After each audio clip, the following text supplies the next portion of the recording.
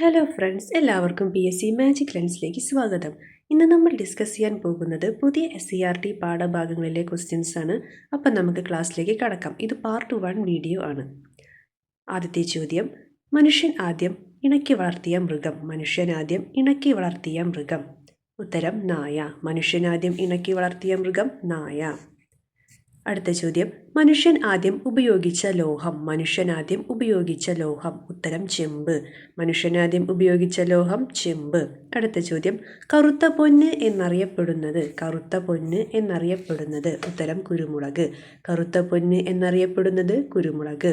അടുത്ത ചോദ്യം: അന്താരാഷ്ട്ര ചെറുധാന്യ വർഷം. അന്താരാഷ്ട്ര ചെറുധാന്യ വർഷം. ഉത്തരം 2023. അന്താരാഷ്ട്ര ചെറുധാന്യ വർഷം എന്നാണ് 2023. ക്വസ്റ്റ്യൻസ് ഒന്നും കൂടി വായിക്കാം. മനുഷ്യൻ ആദ്യം ഇണക്കി വളർത്തിയ മൃഗം നായ. മനുഷ്യൻ ആദ്യം ഉപയോഗിച്ച ലോഹം ചെമ്പ്. കറുത്ത പൊന്ന് എന്നറിയപ്പെടുന്നത് കുരുമുളക്. അന്താരാഷ്ട്ര ചെറുധാന്യ വർഷം 2023. അടുത്ത ചോദ്യം: പപ്പായയുടെ ജന്മദേശം. പപ്പായയുടെ ജന്മദേശം. ഉത്തരം അമേരിക്ക. പപ്പായയുടെ ജന്മദേശം അമേരിക്ക. അടുത്ത ചോദ്യം: പേരയ്ക്കയുടെ ജന്മദേശം. പേരയ്ക്കയുടെ ജന്മദേശം. ഉത്തരം മെക്സിക്കോ. പേരയ്ക്കയുടെ ജന്മദേശം മെക്സിക്കോ. അടുത്ത ചോദ്യം: ഏലയ്ക്കയുടെ ജന്മദേശം. ഏലയ്ക്കയുടെ ജന്മദേശം. ഉത്തരം ഇന്തോനേഷ്യ. ഏലയ്ക്കയുടെ ജന്മദേശം ഏതാണ്? ഇന്തോനേഷ്യ. അടുത്ത ചോദ്യം: കശുവണ്ടിയുടെ ജന്മദേശം. കശുവണ്ടിയുടെ ജന്മദേശം. ഉത്തരം ബ്രസീൽ. ഏതാണ് കശുവണ്ടിയുടെ ജന്മദേശം? ബ്രസീൽ. ക്വസ്റ്റ്യൻസ് ഒന്നുകൂടി വായിക്കാം. പപ്പായയുടെ ജന്മദേശം അമേരിക്ക. പേരയ്ക്കയുടെ ജന്മദേശം മെക്സിക്കോ. ഏലയ്ക്കയുടെ ജന്മദേശം ഇന്തോനേഷ്യ. കശുവണ്ടിയുടെ ജന്മദേശം ബ്രസീൽ. അടുത്ത ചോദ്യം: ഉഷ്ണമേഖലയിലെ ആപ്പിൾ എന്നറിയപ്പെടുന്നത്. ഉഷ്ണമേഖലയിലെ ആപ്പിൾ എന്നറിയപ്പെടുന്നത്. ഉത്തരം പേരയ്ക്ക. പേരയ്ക്കയാണ് ഉഷ്ണമേഖലയിലെ ആപ്പിൾ എന്നറിയപ്പെടുന്നത്. അടുത്ത ചോദ്യം: പേരയ്ക്ക ഇന്ത്യയിൽ ആദ്യമായി കൊണ്ടുവന്നത്. പേരയ്ക്ക ഇന്ത്യയിൽ ആദ്യമായി കൊണ്ടുവന്നത്. ഉത്തരം പോർച്ചുഗീസുകാർ. പോർച്ചുഗീസുകാരായിരുന്നു പേരയ്ക്ക ആദ്യമായി ഇന്ത്യയിൽ കൊണ്ടുവന്നത്. അടുത്ത ചോദ്യം: കുങ്കുമപ്പൂ കൃഷിക്ക് അനുയോജ്യമായ മണ്ണ്. കുങ്കുമപ്പൂ കൃഷിക്ക് അനുയോജ്യമായ മണ്ണ്. ഉത്തരം കരേവ. കരേവയാണ് കുങ്കുമപ്പൂ കൃഷിക്ക് അനുയോജ്യമായ മണ്ണ്. അടുത്ത ചോദ്യം: ഇന്ത്യൻ കാപ്പിയുടെ ജന്മദേശം. ഇന്ത്യൻ കാപ്പിയുടെ ജന്മദേശം. ഉത്തരം ചിക്കമംഗളൂരു, കർണാടക. കർണാടകയിലെ ചിക്കമംഗളൂരുവാണ് ഇന്ത്യൻ കാപ്പിയുടെ ജന്മദേശം എന്നറിയപ്പെടുന്നത്. ക്വസ്റ്റ്യൻസ് ഒന്നും കൂടി വായിക്കാം. ഉഷ്ണമേഖലയിലെ ആപ്പിൾ പേരയ്ക്ക. പേരയ്ക്ക ആദ്യമായി ഇന്ത്യയിൽ കൊണ്ടുവന്നത് പോർച്ചുഗീസുകാർ. കുങ്കുമപ്പൂ കൃഷിക്ക് അനുയോജ്യമായ മണ്ണ് കരേവ. ഇന്ത്യൻ കാപ്പിയുടെ ജന്മദേശം കർണാടകയിലെ ചിക്കമംഗളൂരു. അടുത്ത ചോദ്യം: കേരളത്തിലെ ഏറ്റവും വലിയ കോട്ട. കേരളത്തിലെ ഏറ്റവും വലിയ കോട്ട. ഉത്തരം ബേക്കൽ കോട്ട. ബേക്കൽ കോട്ടയാണ് കേരളത്തിലെ ഏറ്റവും വലിയ കോട്ട. അടുത്ത ചോദ്യം: ബേക്കൽ കോട്ട സ്ഥിതി ചെയ്യുന്ന ജില്ല. ബേക്കൽ കോട്ട സ്ഥിതി ചെയ്യുന്ന ജില്ല. ഉത്തരം കാസർഗോഡ്. കാസർഗോഡ് ജില്ലയിലാണ് ബേക്കൽ കോട്ട സ്ഥിതി ചെയ്യുന്നത്. അടുത്ത ചോദ്യം: ബേക്കൽ കോട്ട സ്ഥിതി ചെയ്യുന്ന വില്ലേജ്. ബേക്കൽ കോട്ട സ്ഥിതി ചെയ്യുന്ന വില്ലേജ്. ഉത്തരം പള്ളിക്കര. കാസർഗോഡ് ജില്ലയിലെ പള്ളിക്കര വില്ലേജിലാണ് ബേക്കൽ കോട്ട സ്ഥിതി ചെയ്യുന്നത്. അടുത്ത ചോദ്യം: ബേക്കൽ കോട്ട പണി കഴിപ്പിച്ചത്. ബേക്കൽ കോട്ട പണി കഴിപ്പിച്ചത്. ഉത്തരം ശിവപ്പ നായ്ക്കർ. ശിവപ്പ നായ്ക്കറാണ് ബേക്കൽ കോട്ട പണി കഴിപ്പിച്ചത്. ചോദ്യങ്ങളൊന്നുകൂടി വായിക്കാം. കേരളത്തിലെ ഏറ്റവും വലിയ കോട്ട ഏതാണ്? ബേക്കൽ കോട്ട. ബേക്കൽ കോട്ട സ്ഥിതി ചെയ്യുന്നത് കാസർഗോഡ് ജില്ലയിൽ. കാസർഗോഡ് ജില്ലയിലെ പള്ളിക്കര വില്ലേജിലാണ് ബേക്കൽ കോട്ട സ്ഥിതി ചെയ്യുന്നത്. ശിവപ്പ നായ്ക്കറാണ് ബേക്കൽ കോട്ട പണി കഴിപ്പിച്ചത്. അടുത്ത ചോദ്യം: എടയ്ക്കൽ ഗുഹ സ്ഥിതി ചെയ്യുന്ന ജില്ല. എടയ്ക്കൽ ഗുഹ സ്ഥിതി ചെയ്യുന്ന ജില്ല. ഉത്തരം വയനാട്. വയനാട്ടിലാണ് എടയ്ക്കൽ ഗുഹ സ്ഥിതി ചെയ്യുന്നത്. അടുത്ത ചോദ്യം: കിഴക്കിൻ്റെ വെനീസ് എന്നറിയപ്പെടുന്നത്. കിഴക്കിൻ്റെ വെനീസ് എന്നറിയപ്പെടുന്നത്. ഉത്തരം ആലപ്പുഴ. ആലപ്പുഴയാണ് കിഴക്കിൻ്റെ വെനീസ് എന്നറിയപ്പെടുന്നത്. അടുത്ത ചോദ്യം: കേരളത്തിലെ പ്രധാന കൈത്തറി കേന്ദ്രങ്ങൾ. കേരളത്തിലെ പ്രധാന കൈത്തറി കേന്ദ്രങ്ങൾ. ഉത്തരം ബാലരാമപുരം, കൂത്താമ്പുള്ളി. കൂത്താമ്പുള്ളിയും ബാലരാമപുരവുമാണ് കേരളത്തിലെ പ്രധാന കൈത്തറി കേന്ദ്രങ്ങൾ. ക്വസ്റ്റ്യൻസ് ഒന്നും കൂടി വായിക്കാം. എടയ്ക്കൽ ഗുഹ സ്ഥിതി ചെയ്യുന്നത് വയനാട് ജില്ലയിൽ. ആലപ്പുഴയാണ് കിഴക്കിൻ്റെ വെനീസ് എന്നറിയപ്പെടുന്നത്.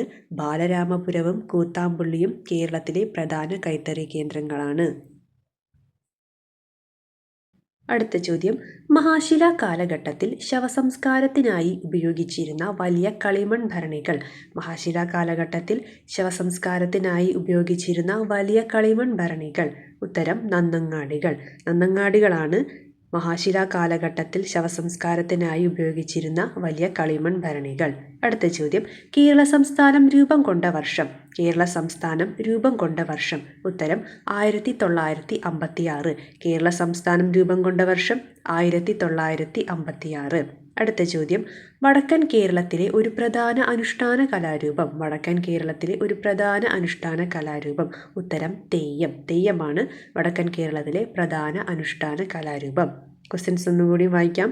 നന്നങ്ങാടികളിലായിരുന്നു മഹാശിലാ കാലഘട്ടത്തിൽ ശവസംസ്കാരത്തിനായി ഉപയോഗിച്ചിരുന്നത്. കേരള സംസ്ഥാനം 1956 രൂപം കൊണ്ടത്. തെയ്യമാണ് വടക്കൻ കേരളത്തിലെ ഒരു പ്രധാന അനുഷ്ഠാന കലാരൂപം. അടുത്ത ചോദ്യം, അടയാളം കൊടുക്കൽ എന്നത് ഏത് കലാരൂപവുമായി ബന്ധപ്പെട്ടിരിക്കുന്നു? അടയാളം കൊടുക്കൽ എന്നത് ഏത് കലാരൂപവുമായി ബന്ധപ്പെട്ടിരിക്കുന്നു? ഉത്തരം തെയ്യം. തെയ്യവുമായാണ് അടയാളം കൊടുക്കൽ എന്നത് ബന്ധപ്പെട്ടിരിക്കുന്നത്. അടുത്ത ചോദ്യം, ജനപദം എന്ന വാക്കിനർത്ഥം. ജനപദം എന്ന വാക്കിനർത്ഥം. ഉത്തരം ജനം അധിവസിച്ച സ്ഥലം. ജനപദം എന്ന വാക്കിനർത്ഥം ജനം അധിവസിച്ച സ്ഥലം.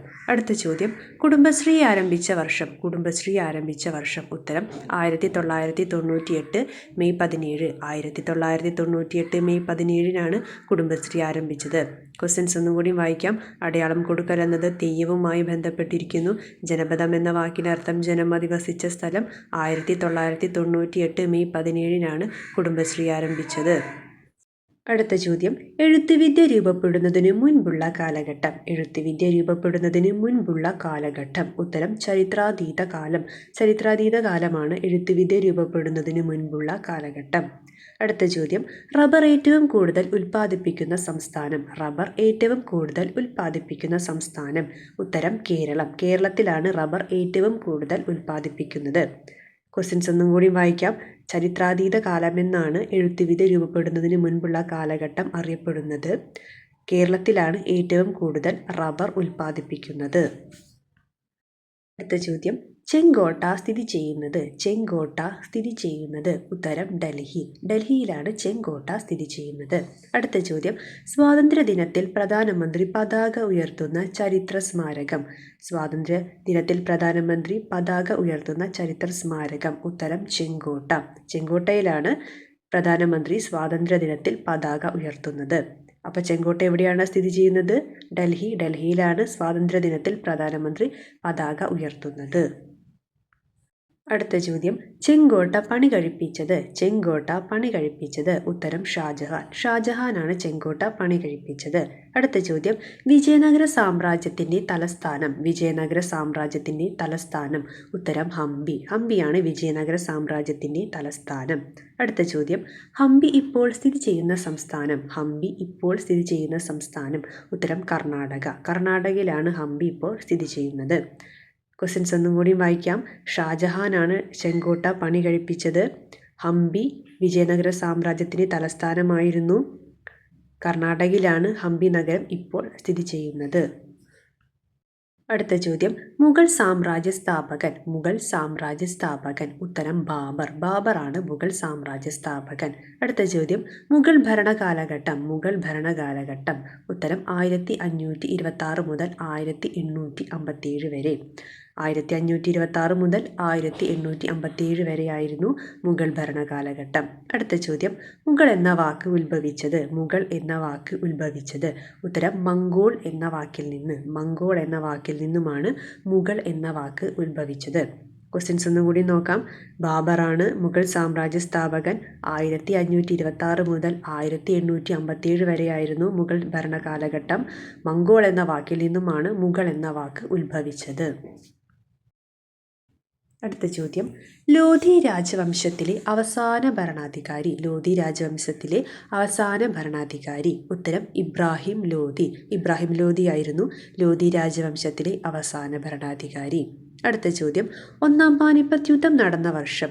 ഒന്നാം പാനിപ്പത്ത് യുദ്ധം നടന്ന വർഷം. ഉത്തരം 1526.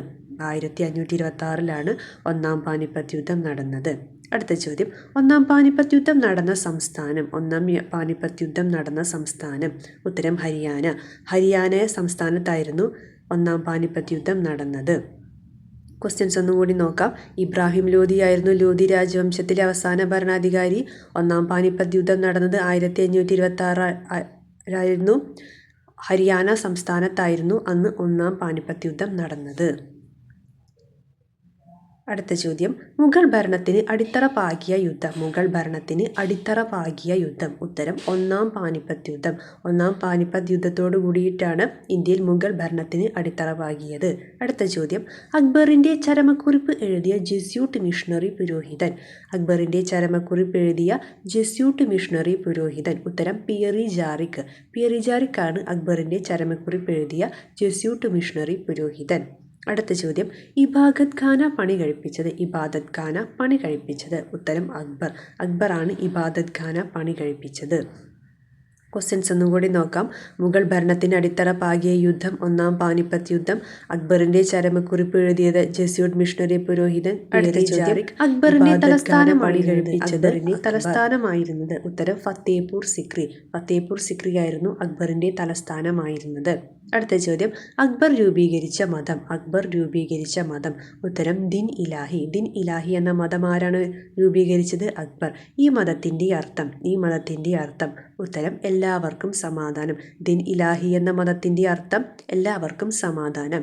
അടുത്ത ചോദ്യം, ജസിയ എന്ന നികുതി നിർത്തലാക്കിയത്. ജസിയ എന്ന നികുതി നിർത്തലാക്കിയത്. ഉത്തരം അക്ബർ. അക്ബറാണ് ജസിയ എന്ന നികുതി നിർത്തലാക്കിയത്. ചോദ്യങ്ങളൊന്നും കൂടി നോക്കാം. ഫത്തേപൂർ സിക്രി ആയിരുന്നു അക്ബറിൻ്റെ തലസ്ഥാനം. ദിൻ ഇലാഹി എന്ന മതം രൂപീകരിച്ചത് അക്ബർ ആയിരുന്നു. ഇതിൻ്റെ അർത്ഥം എല്ലാവർക്കും സമാധാനം എന്നാണ്. അക്ബറാണ് ജസിയ എന്ന നികുതി നിർത്തലാക്കിയത്. അപ്പോൾ ഫ്രണ്ട്സ്, ഈ വീഡിയോ പുതിയ SCERT പാഠഭാഗങ്ങളിലെ കുറച്ച് ക്വസ്റ്റ്യൻസ് ആയിരുന്നു. അപ്പോൾ എൻ്റെ വീഡിയോ എല്ലാവർക്കും ഇഷ്ടമായെന്ന് വിശ്വസിക്കുന്നു. അപ്പോൾ എൻ്റെ വീഡിയോയ്ക്ക് ലൈക്ക് ചെയ്യണം, എൻ്റെ ചാനൽ സബ്സ്ക്രൈബ് ചെയ്യണം. കൂടുതൽ പോയിൻറ്സുമായി ഞാൻ അടുത്ത വീഡിയോയിൽ വരുന്നതായിരിക്കും. താങ്ക്